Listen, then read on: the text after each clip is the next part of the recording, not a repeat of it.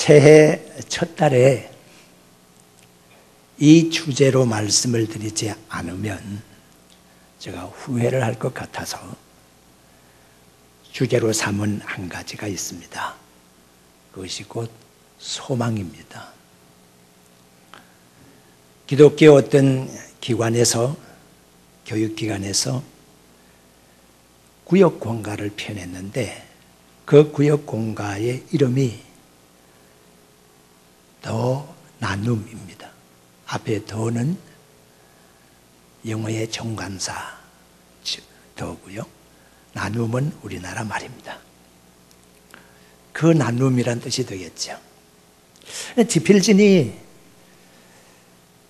구역공과의 이름을 그렇게 지은 동기 내지는 이유에 대해서 이렇게 설명을 하고 있습니다.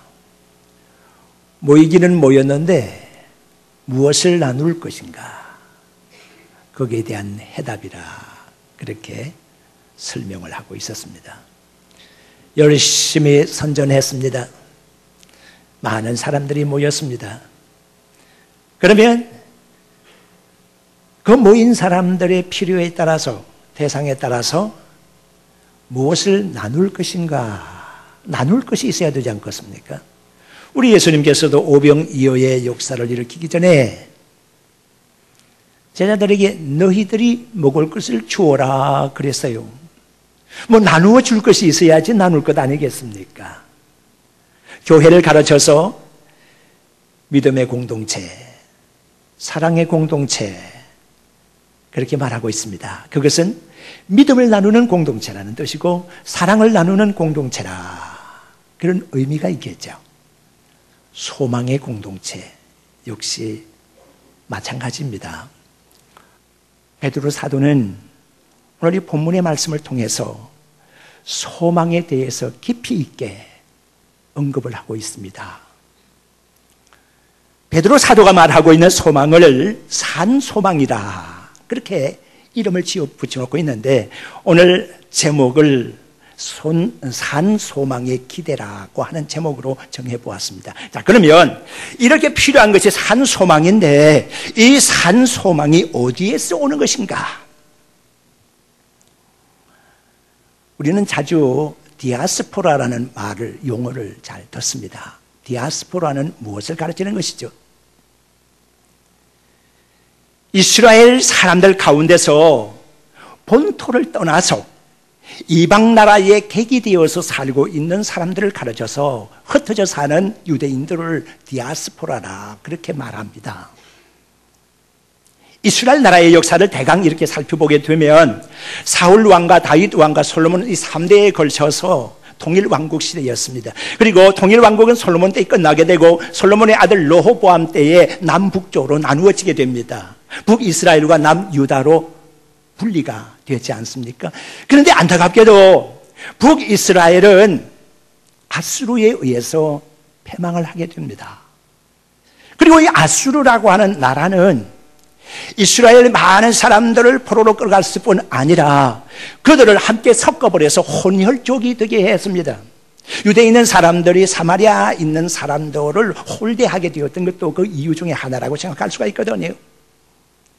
남유다는 바벨론에 의해서 멸망을 당하게 됐습니다. 그리고 바벨론 사람들이 남유다 사람들을 많이 포로로 끌어갔는데 그 포로 기간이 근 70년 가까이나 됐었다고 우리는 기억하고 있습니다.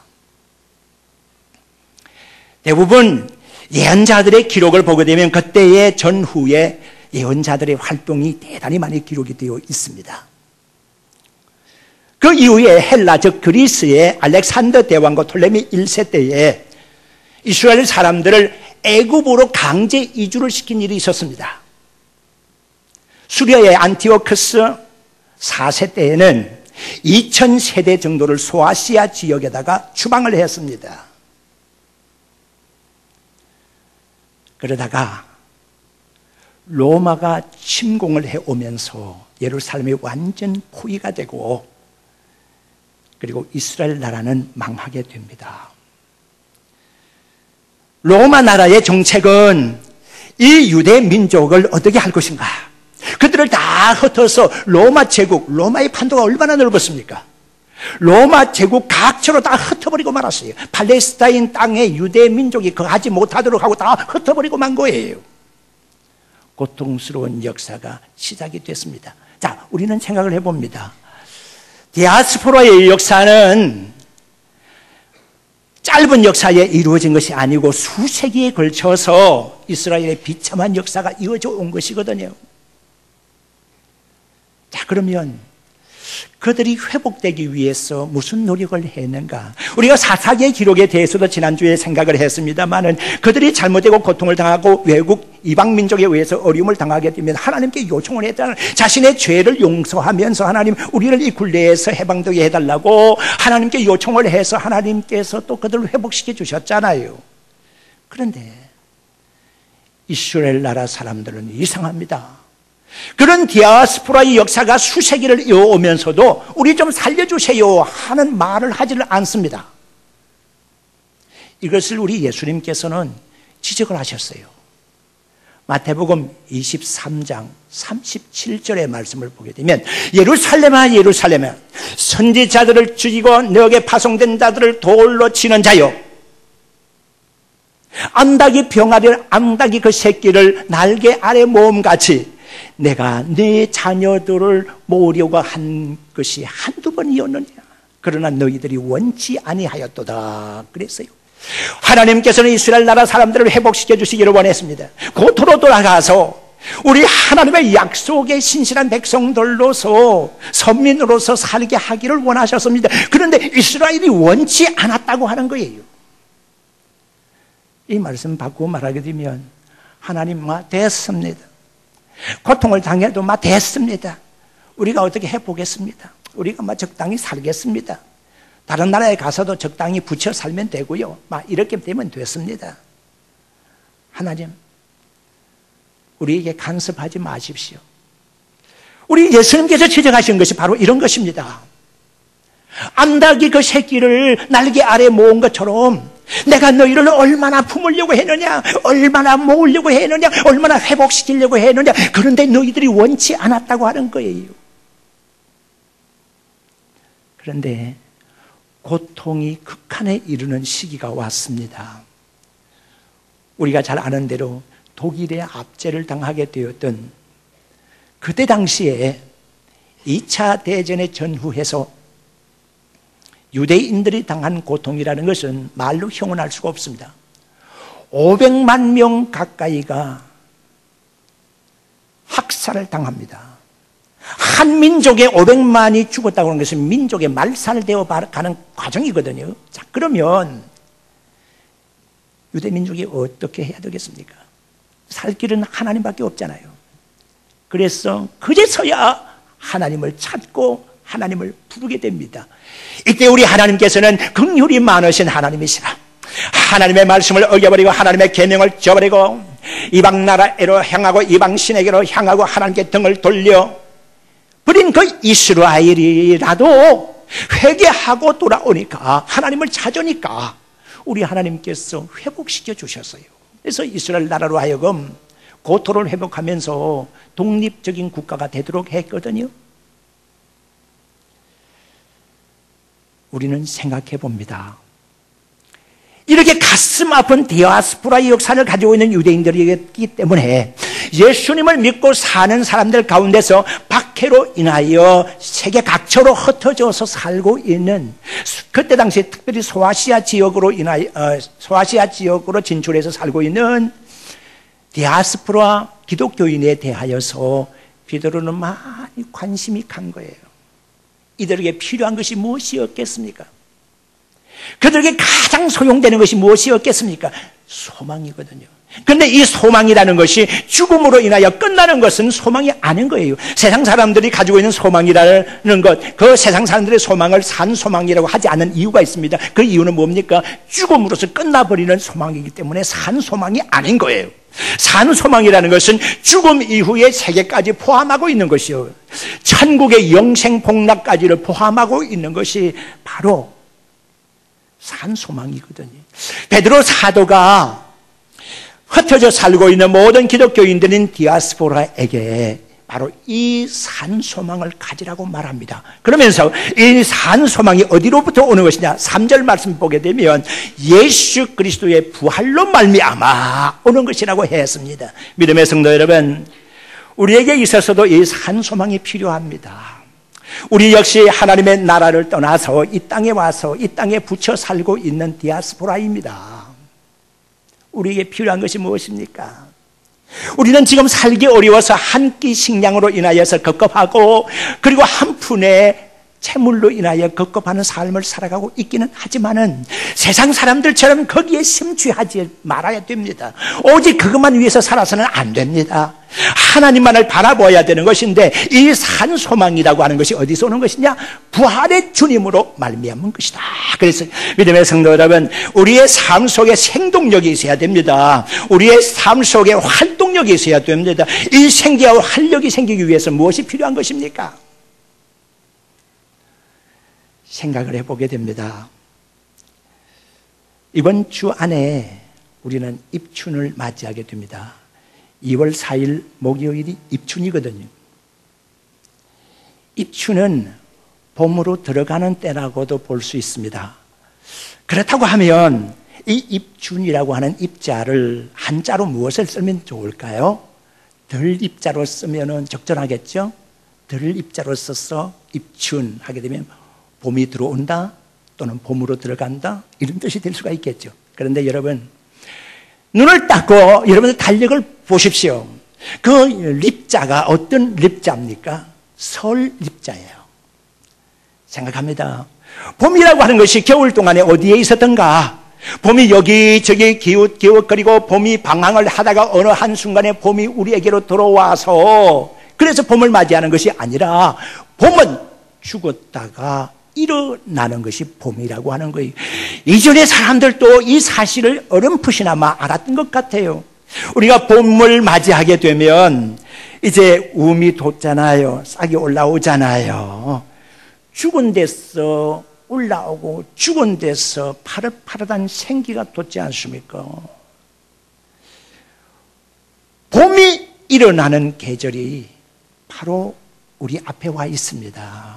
그런데 우리는 언제까지나 어둠 속에 살아야 하며, 우리는 언제까지나 나약함 속에서 탄식하며 원망하는 어둠의 세월을 살아가야 되겠는가? 시절은 변해서 봄이 오는데 우리 인생의 봄은 언제 시작이 되는 것인가? 믿음의 성도 여러분, 우리에게 필요한 것은 산소망인 줄로 믿습니다. 예수 그리스도의 부활 속에서 가지는 산소망, 이것이 우리의 희망입니다. 그러면 그 산소망의 내용은 무언가? 오늘 이 본문의 4절 말씀에 보면 그런 내용들이 나오고 있습니다. 우리가 기업이나 유업이라고 하는 것은 지켜야 하는 것이지요. 그런데 지키기가 참 어렵습니다. 우리가 원해서가 아니고 원치 않았어가 아니고, 가난한 사람은요, 가난의 굴레에서 참 벗어나기가 어렵습니다. 뭘 하려고 그러면 미천이 있어야 하지 않겠습니까? 이것저것 하려고 해도 발판이 없습니다. 비빌 언덕이 없습니다. 미천이 없습니다. 있는 것보다도 없는 것이 더 많아요. 없는 것이 더 많으니까 가난의 굴레에서 벗어나기가 참으로 어려운 거예요. 그래서 어떻게 하다가 가난의 굴레에서 살고머니 벗어나는 것 같으면은 주변의 사람들이 달려듭니다. 친구가 달려들고 친척이 달려들고 이웃 사람들이 달려듭니다. 일가 친척들이 달려듭니다. 사돈의 팔중까지 달려들어서 우리의 부를 이루려고 하는 것을 시샘하기 시작합니다. 사촌이 논밭을 사면 배가 아프는 법이라고 말입니다. 그렇게 해서 가난의 굴레에서 어떻게 하든지 벗어나기 어렵게 만드는 것이 우리 사회 구조로 그렇게 되어 있습니다. 참 힘든 세상입니다. 부를 가지고 있는 사람들도 부를 지키기가 참 어려운 때를 맞이했습니다. 우리가 IMF 때의 줄도산으로 말미암은 많은 기업들의 아픈 일들을 우리는 기억을 하고 있습니다. IMF 때뿐 아니라 그 이후에도 IMF 때가 끝났다고 하지만은 정치적으로, 경제적으로 경쟁에서 밀려난 많은 기업들이 부도를 맞았어요. 그런데 부를 이룬 사람들 가운데도 생각을 해보게 됩니다. 열심히 노력하다 보니까 스트레스를 받게 되고 사람의 몸속에 병이 생겼는데 이 병을 치료하기 위해서 얼마 모아놓은 재산도 탁 털어먹게 되는 질고로 인해서 삶이 각박해지는 경우를 봅니다. 이제 좀 일어서는가 싶었더니 자식 가운데 하나가 사고를 쳐서 그 사고를 보상하다 보니까 다 말아먹어버리는 경우가 없지 않아 있습니다. 이렇게 저렇게 해서 이제 좀 살만한가 싶었더니 죽음의 문턱에 이르게 됐습니다. 죽음이라는 것은 모든 상황의 종료를 의미하는 것으로 세상 사람들은 알고 있습니다. 거기까지입니다. 세상 사람들이 말하는 소망의 내용은 거기까지입니다. 죽음의 문턱을 넘어서지 못하는 것입니다. 그런데 오늘 베드로 사도가 말하고 있는 산소망의 내용은 4절의 말씀 보니까 썩지 않고 더럽지 않고 쇠하지 않은 것이라 그랬습니다. 믿음의 성도는 아무리 맛있는 음식을 먹고 맛있는 음식을 오래도록 보관하기 위해서 통조림으로 만들어서 냉장고에 냉동고에 보관을 한다고 해도 어느 정도까지 유통기한이 있을 수가 있습니다. 그 이후는 곤란합니다. 좋은 옷이 있습니다. 그 좋은 옷도 천물이 참 좋습니다. 한 번 빨고 두 번 빨고 그렇게 세월이 지나다 보면 좋은 옷도 다 낡아지게 되고 더러워지는 것이죠. 사람이 오래 살려고 집을 지어봅니다. 철근 콘크리트를 해가지고서 좋은 집을 지어보기는 하지만 어느 정도까지는 굳어지는 과정이지만 언제부터는 허물어지기 시작합니다. 그래서 다시 재건축의 얘기가 나오지 않습니까? 사람들이 살아가는 의식주 방면에 대해서 언급을 하고 있는 것이 이 산소망의 내용 가운데 나오는 겁니다. 썩지 않고 음식에 대한 겁니다. 더럽지 않고 의복에 대한 겁니다. 쇠하지 않고 주택에 대한 겁니다. 의식주 모든 면에서 우리에게 아주 정확하게 교훈을 하고 있는 베드로 사도의 지적을 보십시오. 산소망의 내용이라는 것은 이런 세상 사람들이 말하는 것에 이 세상에 유통기한이 있는 것이 아니다는 얘기입니다. 죽음 저편까지 영원까지 연결될 수 있는 것이 산소망이라 그 내용을 밝혀주고 있습니다. 자, 그러면 우리가 산소망 가지고 살아갈 때에 그것이 우리에게 영향을 어떻게 끼치게 되는가? 믿음의 성도 여러분, 디아스포라가 힘들고 어렵다는 것은요, 자국의 보호를 받지 못한다고 하는 데 있습니다.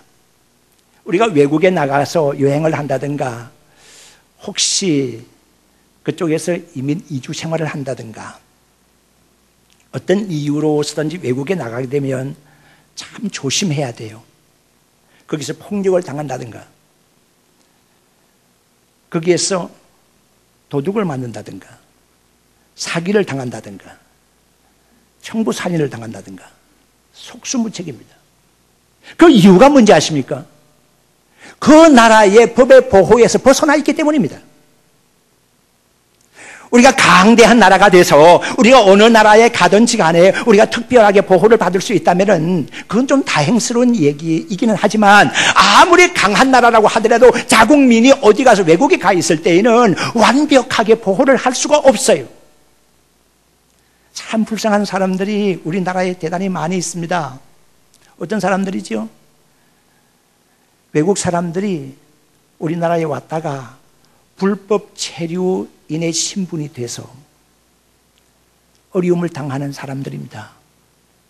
당국자들에게 잡히게 되면 추방을 당하게 되지 않습니까? 악덕 기업주나 좋지 못한 고용주에게 고용이 되게 되면 인권이 체불되게 되고 인권의 유린을 당하는 경우가 많이 있습니다. 그럴지라도 그들이 보상받을 길이 막막합니다. 왜 그럴까요? 자국민이 아니기 때문에 그렇습니다. 자국민을 보호하기 위해서 특사를 파견할 수도 있고 대사나 영사를 파견할 수도 있습니다.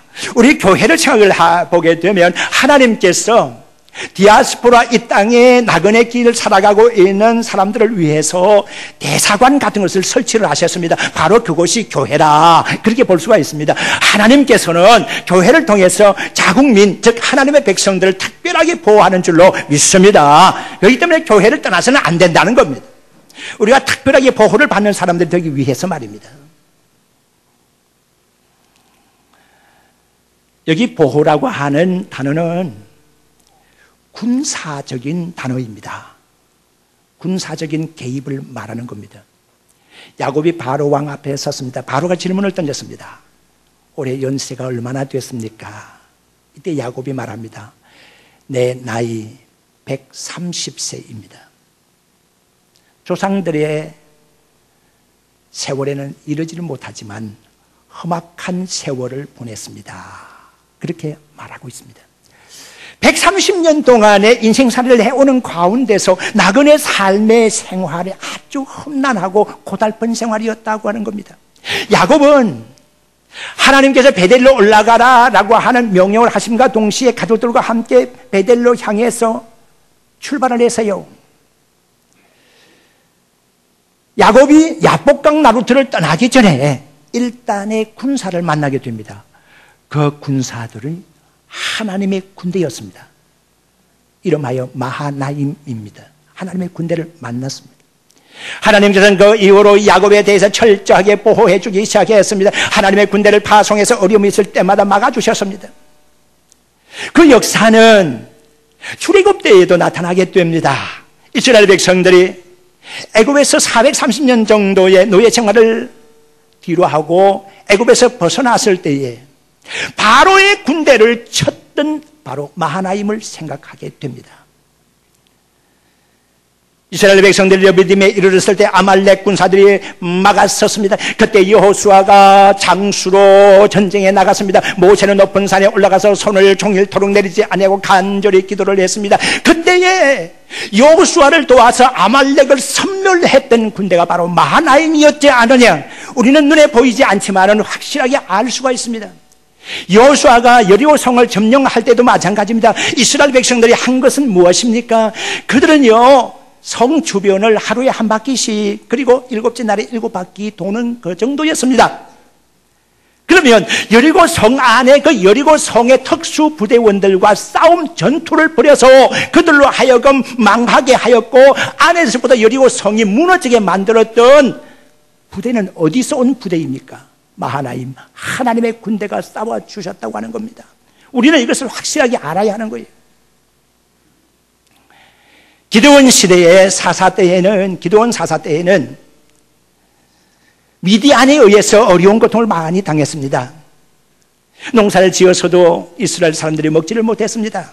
모든 것 다 수탈당했었어요. 그때 하나님께서는 기드온 사사를 세워서 미디안을 섬멸했습니다. 어떤 군대가 미디안을 상대로 싸웠습니까?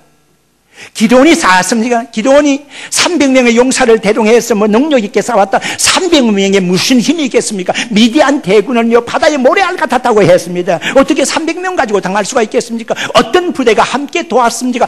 하나님의 부대입니다. 마하나임이 싸워주셨다는 겁니다. 히스기야가 아수르의 사내립에 의해서 어려움을 당했습니다. 눈물로 하나님께 통곡하였습니다. 하나님의 도우심이 밤새 눈물겹게 기도하는 히스기야의 기도를 듣는 그 순간에 행해졌습니다. 하나님의 부대가 아수르 군대를 쳤습니다. 아침에 일어나 보니까 18만 5천 명의 아수르 시체뿐이었다고 했습니다. 누가 싸워주셨습니까? 마하나임, 하나님의 군대가 싸워주셨습니다. 우리가 성경을 쭉 보게 되면 요한계시록에서 용의 악한 세력과 싸우는 부대가 있습니다. 하나님의 군대입니다. 우리가 생각할 것이 있습니다.